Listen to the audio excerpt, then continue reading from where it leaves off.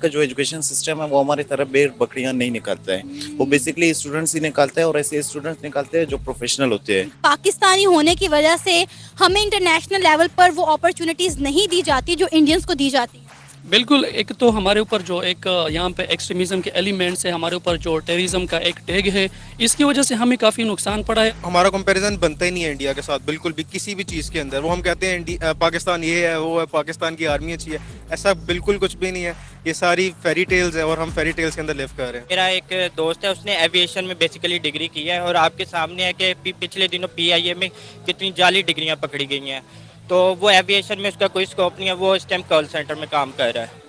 तो ये स्कोप है हमारे पास यहाँ पे डिग्रियों का। पाकिस्तानी लोगों को हमेशा से कहते हैं कि इंडिया आपका दुश्मन है, इस वजह से लोग अपने जो पॉलिटिशियंस है दूसरे तीसरे लोग हैं वो सिर्फ अपना पॉलिटिक्स चमकाने के लिए आम लोगों को वहाँ से इंडिया से जुदा कर रहे हैं, इंडिया के खिलाफ बढ़कर। नमस्कार दोस्तों, हिंदुस्तान की बात में आपका स्वागत है। यहाँ हिंदुस्तान की हर खबर आपको देखने और सुनने मिलेगी, साथ ही पाकिस्तानी समाचार भी देखने को मिलेगी, इसलिए चैनल को सब्सक्राइब करना और बेल आइकॉन दबाना ना भूलें। धन्यवाद।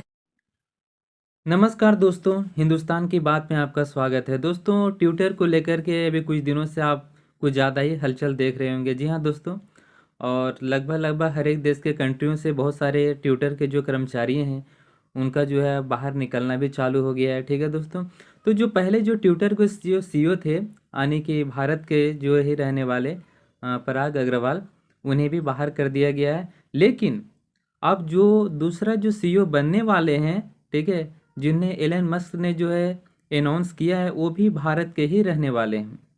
जी हाँ दोस्तों, उनका नाम है श्रीराम कृष्णन। ठीक है दोस्तों, तो वो ट्विटर के सीईओ बनने वाले हैं।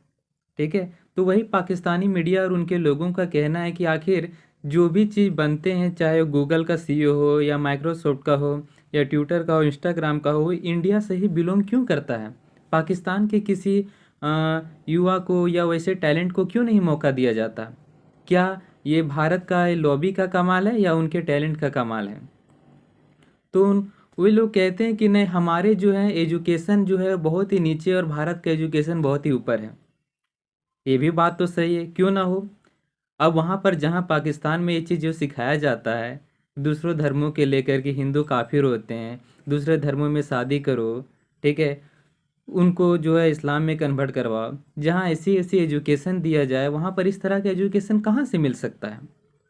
तो दोस्तों आइए देखते हैं इस वीडियो को और एंजॉय किया। और दोस्तों एक हम्बली रिक्वेस्ट आपसे कि अगर चैनल पर आप नए हैं या फिर चैनल को जो है आप देख रहे हैं तो आप चैनल को सब्सक्राइब जरूर कर लें। ठीक है दोस्तों, धन्यवाद।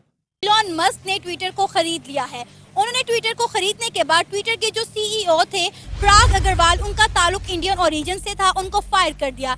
देन उसके बाद तमाम कंट्रीज ये अज्यूम कर रही थी कि ट्विटर का जो अगला सीईओ आएगा वो कोई अमेरिकन होगा, लेकिन हैरत की बात है कि ट्विटर का जो अगला सीईओ आया है उसका ताल्लुक भी इंडियन ओरिजिन से है और उनका नाम है श्री राम कृष्ण। देखिए, सबसे ज़्यादा हम अगर यूएन के मेंबर्स देखें वो इंडिया से बिलोंग करते हैं, और दूसरी बात इंडिया का जो एजुकेशन सिस्टम है वो हमारी तरह भेड़ बकरियां नहीं निकालता है, वो बेसिकली स्टूडेंट्स ही निकालता है और ऐसे स्टूडेंट्स निकालते हैं जो प्रोफेशनल होते हैं। और उनका जो अभी यहाँ पे सोलर सिस्टम देखी, उसने कितने बड़े बड़े प्रोजेक्ट्स स्टार्ट किए, तो इनसे हम उनका एजुकेशन सिस्टम के बारे में जान सकते हैं कितना बेस्ट सिस्टम है उनका। वो पाकिस्तान की तरह है ही नहीं, और इसलिए उनके ज़्यादा मेंबर्स भी यूएन में हैं, और ये ट्विटर का रिसेंटली सीईओ भी इंडिया से बिलोंग करता है इसी वजह से। क्या वजह है कोई अमेरिकन इस ओहदे पर क्यों नहीं आया? क्योंकि मोस्टली कंट्रीज ये अज्यूम करके बैठ गई थी कि अगला जो ट्विटर का सीईओ होगा वो कोई अमेरिकन होगा। क्या उन्हें कोई अमेरिकन, कोई गोरा नहीं मिला ट्विटर पर सीईओ के लिए? देखिए, आप जिस फील्ड में प्रोफेशनल हो ओबियसली आप उसी में प्रेफर करेंगे। जो न्यू सीईओ था ट्विटर का इंडिया से जो बिलोंग करता है, उसे इस वजह से प्रेफर किया गया क्योंकि उसका काबिल था, जो सीईओ के लायक था, इसी वजह से उसे प्रेफर किया गया। सर, ये कहा जाता है कि इंटरनेशनल लेवल पर एक इंडियन लॉबी बनी हुई है जो पाकिस्तानियों को आगे नहीं आने देती। आप इस पर एग्री करते हैं? नहीं, टोटली मैं इसे डिसएग्री करता हूँ। अच्छा मैम, बात इस तरह ना कि सबसे हम पहले इसकी बैकग्राउंड की बात करें। जो अग्रवाल को हटा दिया इसलिए कि उन्होंने मतलब कुछ जो पर्सनैलिटीज़ थी, ट्रम्प वगैरह, उनको बैन किया था, क्योंकि जो सोशल मीडिया है, ट्विटर एक साइट्स है ना, तो यहाँ पर फ्रीडम ऑफ एक्सप्रेशन की आज़ादी सबको होनी चाहिए, लेकिन उसकी जो पॉलिसी वो नैरो थी, तो इसी वजह से उनको फायर कर दिया। और जो दूसरी बात है कि इंडिया आजकल जो है ना वो एक टेक्नोलॉजिकल हब है। गुजरात में एक टेक्नोलॉजिकल सेंटर बना है और अभी वो लोग आईफोन अपने जनरेट कर रहे हैं, तो वजह ये है कि वो एक्सपर्टीज़ है। तो फॉरेन कंट्री में तो ही नहीं देखिए यही अमेरिकन है या एशियन है, वो देखते हैं कि इसमें कितनी एक्सपर्टीज़ है।